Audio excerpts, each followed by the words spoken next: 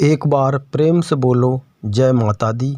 दोस्तों, आज मैंने सीटेट एग्ज़ाम के लिए हिंदी के सिलेक्टेड क्वेश्चंस लिए हैं जो कि परीक्षा की दृष्टि से महत्वपूर्ण है।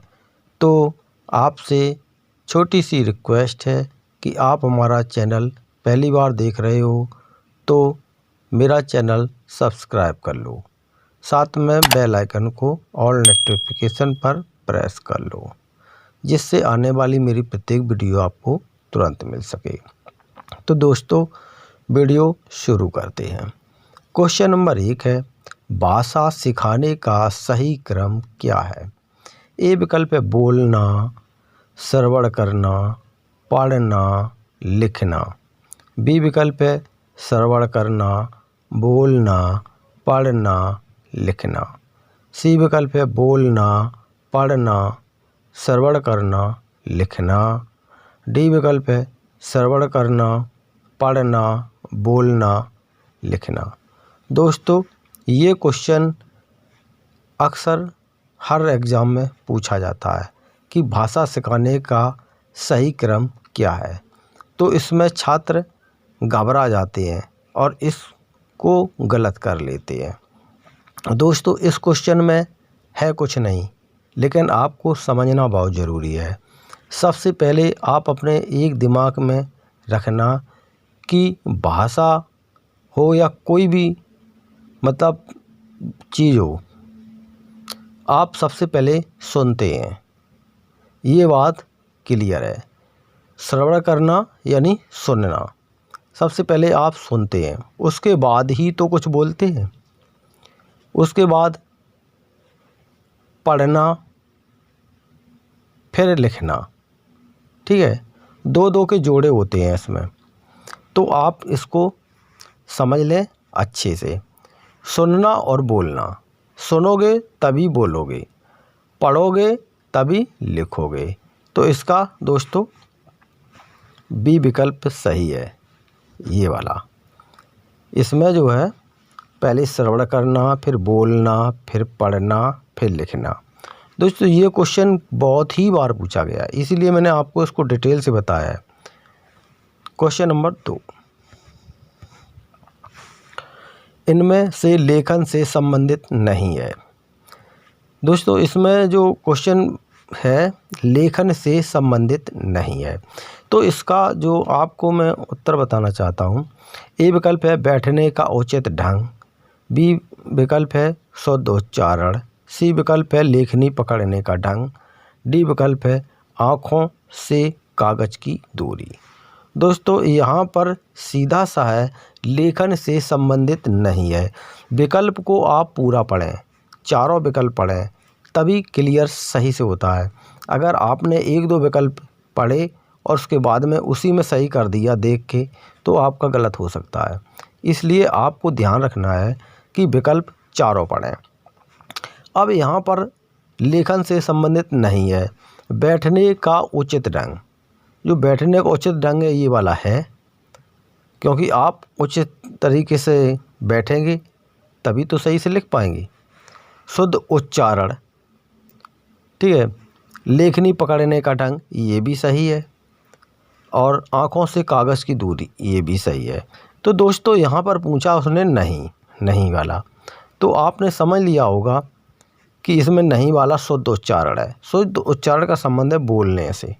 तो दोस्तों, अब आप समझ लो कि इसका बी विकल्प ही सही है, क्योंकि बोलने में ही इसका आंसर छिपा हुआ है, लिखने से इसका कोई संबंध नहीं है।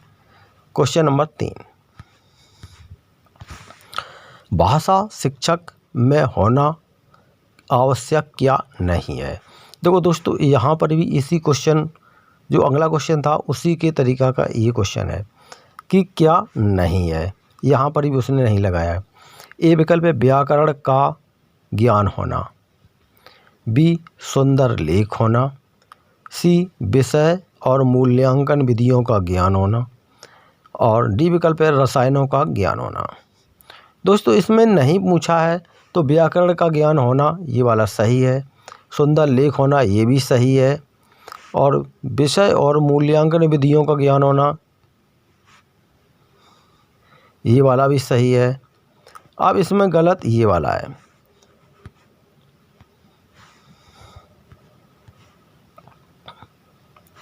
दोस्तों यहाँ पर आप देख लो सही से कि इसमें जो रसायनों का ज्ञान होना, ये वाला विकल्प में इसका डी विकल्प सही है, क्योंकि यह नहीं पूछा है तो आपको नहीं में उत्तर देना है। Question number 4। क्वेश्चन नंबर 4 है, गद्य शिक्षण में कठिन निवारण किया जा सकता है। ए चित्रों को दिखाकर, बी वस्तुओं को प्रत्यक्ष दिखाकर, सी मॉडल दिखाकर, डी उपर्युक्त में सभी। दोस्तों यहाँ पर क्या पूछा उसने, गद्य शिक्षण में कठिन निवारण किया जा सकता है। ये दोस्तों पॉजिटिव आंसर में है। चित्रों को दिखाकर ये भी सही है, वस्तुओं को प्रत्यक्ष दिखाकर ये भी सही है, मॉडल दिखाकर ये भी सही है। तो दोस्तों यहाँ पर सीधा सा है कि इसके जब सभी विकल्प सही हैं तो इसका उत्तर डी वाला सही है, उपर्युक्त सभी। Question number 5। क्वेश्चन नंबर 5 है, क्वेश्चन नंबर 5 है, ग्रंथ हिंदी भाषा और साहित्य के लेखक हैं। ए विकल्प है भगवत चरण उपाध्याय, बी विकल्प है भारतेंदु हरिश्चंद्र, सी विकल्प है डॉक्टर श्याम सुंदर दास, डी विकल्प है पंडित महावीर प्रसाद द्विवेदी। दोस्तों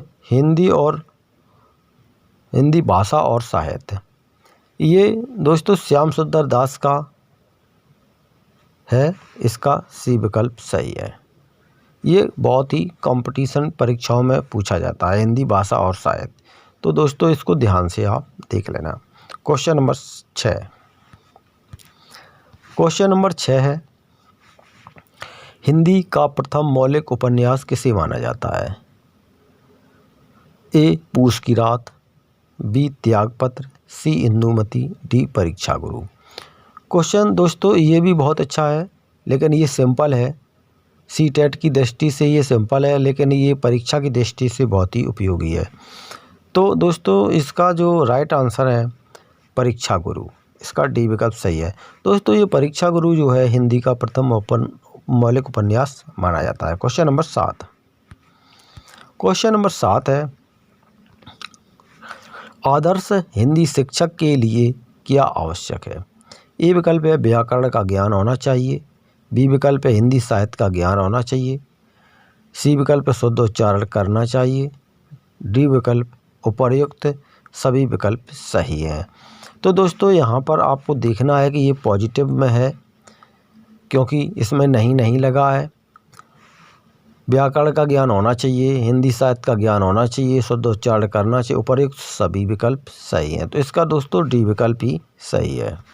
क्वेश्चन नंबर 8। फल पेड़ से गिरा में कारक विभक्ति है। ए करण कारक, बी कर्म कारक, सी संप्रदान कारक, डी अपादान कारक। दोस्तों ये क्वेश्चन भी बहुत ही इम्पोर्टेंट है। इसमें थोड़ा क्वेश्चन में बदलाव होता रहता है, लेकिन ये आपको समझना है कि कोई वस्तु अलग हुई है, ये वस्तु है और यहाँ से ये अलग होके यहाँ पे आ गई, तो इसमें जो अलगाव हुआ है यानी अलग हुई है, तो आपको समझ में आया होगा कि जो अलगाव हुआ है,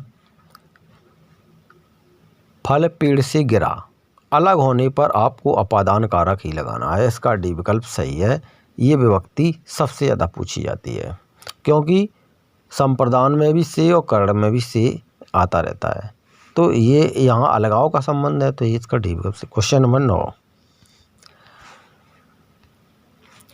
यथा शीघ्र में प्रयुक्त समास है। ए तत्पुरुष समास, बी कर्मधारय समास, सी अव्ययीभाव समास, डी बहुब्रीहि समास। दोस्तों यहाँ पर तो आपको कुछ समझना नहीं है, क्योंकि ये सिंपल सा क्वेश्चन है, लेकिन परीक्षा की दृष्टि से महत्वपूर्ण ही होता है, सिंपल हो या कठिन हो। यथाशीघ्र यानी बहुत ही जल्दी, इसमें दोस्तों अव्ययीभाव समास है, इसका सी विकल्प सही है। Question number 10। सहायक सामग्री का प्रयोग कराया जाता है शिक्षण कौशल को विकसित करने के लिए। ये देखो क्वेश्चन पॉजिटिव है, ये पॉजिटिव क्वेश्चन है।